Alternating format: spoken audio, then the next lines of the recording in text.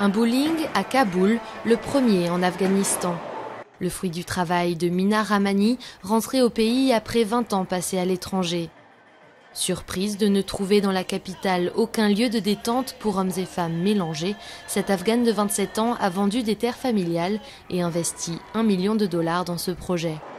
Une décision audacieuse dans un pays où les femmes sont encore considérées par certains comme des citoyens de seconde classe. La plupart des gens de mon entourage me disaient que c'était risqué d'importer quelque chose de nouveau et d'occidental dans notre pays. Mais j'ai quand même voulu proposer quelque chose qui n'existait pas auparavant.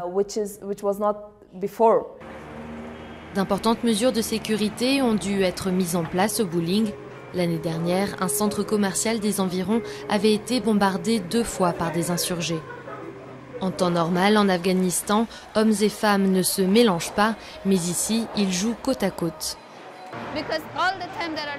Dès qu'il y a des endroits agréables, faits pour se détendre, ils sont réservés aux hommes.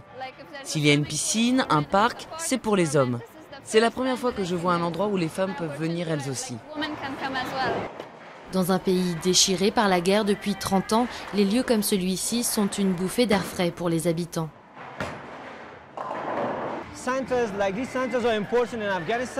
Ces lieux sont importants en Afghanistan.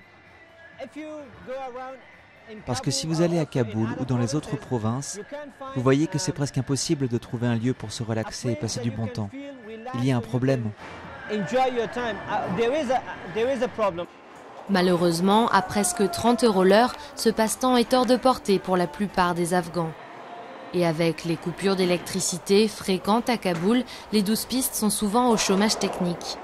Malgré tout, Mina estime que son bowling est un grand succès et espère pouvoir ouvrir d'autres établissements dans le reste du pays.